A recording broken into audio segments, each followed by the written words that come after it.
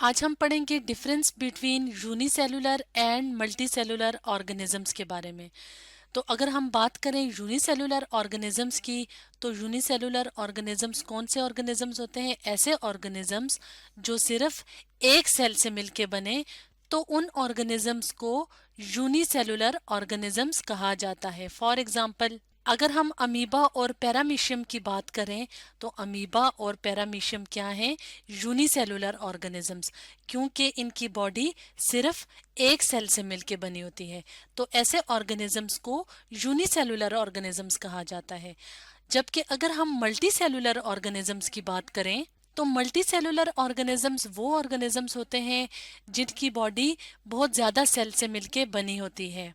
जैसे कि ह्यूमंस हैं, प्लांट्स हैं एंड एनिमल्स हैं, तो वो मल्टी सेलुलर ऑर्गेनिजम्स हैं क्योंकि उनकी बॉडी काफ़ी ज़्यादा सेल से मिलके बनी होती है। फॉर एग्जांपल, अगर हम यहाँ पे ह्यूमन बीइंग की बात करें, तो ह्यूमन बीइंग क्या है? मल्टी सेलुलर ऑर्गेनिज्म, क्योंकि ह्यूमन बीइंग की बॉडी काफ़ी ज़्यादा सेल से मिलके बनी होती है। तो यूनिसेलुलर और मल्टी सेलुलर ऑर्गेनिजम्स में सबसे पहला डिफरेंस ये है कि यूनिसेलुलर ऑर्गेनिजम्स में पूरी बॉडी सिर्फ एक सेल से मिलके बनी होती है, जबकि मल्टी सेलुलर ऑर्गेनिजम्स में बॉडी काफ़ी ज़्यादा सेल से मिलके बनी होती है।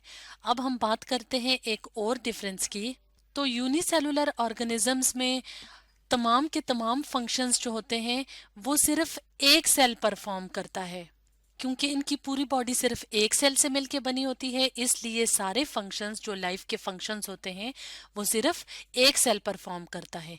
फॉर एग्जांपल, हम यहाँ पे अमीबा की एग्जांपल लेते हैं, तो अमीबा में ये पूरी बॉडी एक सेल से बनी है और इसके अंदर मुख्तलिफ स्ट्रक्चर्स मौजूद हैं जो मुख्तलिफ फंक्शंस परफॉर्म करते हैं। तो अगर हम बात करें, यहाँ पे एक स्ट्रक्चर है फूड वैक्यूल्स। तो फूड वैक्यूल्स का क्या काम है कि जो अमीबा अपने फूड लेता है उसकी ब्रेक डाउन यानी उसकी तोड़ फोड़ का काम फूड वैक्यूल्स में होता है, और उसके नतीजे में जो एनर्जी मिलती है तो अमीबा अपने मुख्तलिफ फंक्शंस परफॉर्म करने के लिए उस एनर्जी को इस्तेमाल करता है। इसी तरह अगर हम बात करें एक और स्ट्रक्चर की, तो वो है न्यूक्लियस। तो अमीबा जो सारे फंक्शंस परफॉर्म करता है उसको कंट्रोल करने के लिए जो स्ट्रक्चर होता है वो कौन सा स्ट्रक्चर है? वो है न्यूक्लियस। इसके अलावा अगर हम बात करें एक और स्ट्रक्चर की, तो वो है सूडोपोडिया। तो सूडोपोडिया का क्या काम है? सूडोपोडिया का काम है मूवमेंट में, यानी एक जगह से दूसरी जगह हरकत करने में मदद देना। इसी तरह अगर हम बात करें कॉन्ट्रैक्टाइल वैक्यूल की, तो कॉन्ट्रैक्टाइल वैक्यूल का काम है पानी को पंप करना। तो इस तरह से यूनिसेलुलर ऑर्गेनिजम्स में तमाम के तमाम फंक्शंस सिंगल सेल में परफॉर्म होते हैं। जबकि अगर हम बात करें मल्टी सेलुलर ऑर्गेनिजम्स की, तो मल्टी सेलुलर ऑर्गेनिजम्स में मुख्तलिफ टिश्यूज़ और ऑर्गन्स मुख्तलिफ काम परफॉर्म करते हैं। तो टिश्यूज़ क्या होते हैं? जब ज़्यादा सारे सेल्स कोई एक ही फंक्शन परफॉर्म करें और इकट्ठे हो जाएं तो उसको कहते हैं टिश्यू, और जब ज्यादा सारे टिश्यूज मिलते हैं तो वो एक ऑर्गन बनाते हैं।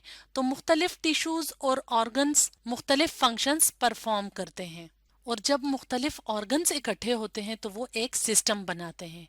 तो इस तरह से टिश्यूज और ऑर्गन्स मुख्तलिफ फंक्शंस परफॉर्म करते हैं। यहाँ पे अगर हम ह्यूमन बीइंग्स के डाइजेस्टिव सिस्टम की मिसाल लें, तो ह्यूमन के डाइजेशन के लिए मुख्तलिफ तो ह्यूमन डाइजेस्टिव सिस्टम में मुख्तलिफ किस्म के ऑर्गन्स इकट्ठे मिलके डाइजेशन के प्रोसेस में मदद देते हैं। तो इस तरह से यूनिसेलुलर ऑर्गेनिजम्स और मल्टी सेलुलर ऑर्गेनिजम्स एक दूसरे से मुख्तलिफ होते हैं, क्योंकि यूनिसेलुलर ऑर्गेनिजम्स में सारे फंक्शंस सिर्फ एक सेल के अंदर होते हैं, क्योंकि यूनिसेलुलर ऑर्गेनिजम्स की बॉडी सिर्फ एक सेल से मिलकर बनी होती है। जबकि मल्टी सेलुलर ऑर्गेनिजम्स में मुख्तलिफ टिश्यूज़ और ऑर्गन्स मुख्तलिफ काम करते हैं।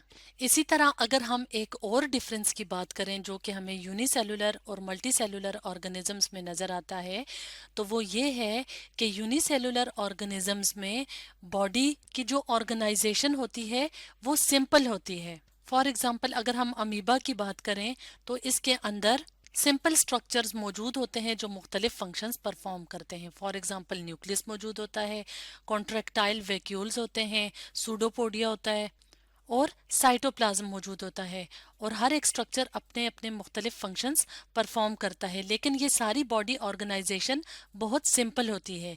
जबकि अगर हम बात करें मल्टी सेलुलर ऑर्गेनिजम्स की, जैसे कि ह्यूमन बीइंग्स, प्लांट्स और एनिमल्स वगैरह की, तो उनके अंदर बॉडी ऑर्गेनाइजेशन कॉम्प्लेक्स होती है।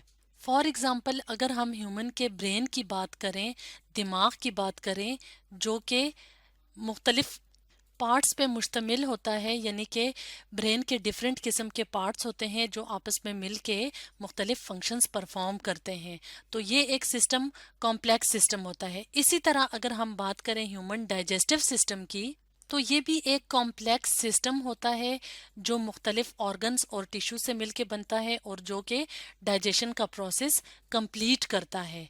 तो इस तरह से यूनिसेलुलर ऑर्गेनिज्म और मल्टी सेलुलर ऑर्गेनिजम्स में हमें एक और डिफरेंस नज़र आता है, और वो डिफरेंस क्या है कि यूनिसेलुलर ऑर्गेनिजम्स में बॉडी की जो ऑर्गेनाइजेशन होती है वो सिंपल होती है, जबकि मल्टी सेलुलर ऑर्गेनिजम्स में, फॉर एग्जांपल ह्यूमन बीइंग्स में, बॉडी ऑर्गेनाइजेशन क्या होती है, कॉम्प्लेक्स होती है। इसी तरह दूसरे एनिमल्स और प्लांट्स में भी बॉडी ऑर्गेनाइजेशन बहुत कॉम्प्लेक्स होती है। इसी तरह अगर हम एक और डिफरेंस की बात करें जो हमें यूनिसेलुलर और मल्टी सेलुलर ऑर्गेनिजम्स में नज़र आता है, तो वो ये है कि यूनिसेलुलर ऑर्गेनिजम्स बहुत छोटे होते हैं और ये हमें आम तौर पे नज़र नहीं आते। इनको देखने के लिए हमें माइक्रोस्कोप की ज़रूरत पड़ती है। तो माइक्रोस्कोप एक ऐसा डिवाइस है जिसकी मदद से हम बहुत छोटे छोटे ऑर्गेनिजम्स को देख सकते हैं। जबकि अगर हम लार्ज मल्टी सेलुलर ऑर्गेनिजम्स की बात करें तो वो हमें आम तौर पे माइक्रोस्कोप के बगैर भी नज़र आ जाते हैं, जैसे कि ह्यूमन बीइंग्स हो गए, एनिमल्स हो गए और प्लांट्स वगैरह। इसी तरह अगर हम एक और डिफरेंस की बात करें जो हमें यूनिसेलुलर और मल्टी सेलुलर ऑर्गेनिजम्स में नज़र आता है, तो वो ये डिफरेंस है कि यूनिसेलुलर ऑर्गेनिजम्स को कम फूड और कम एनर्जी की ज़रूरत होती है।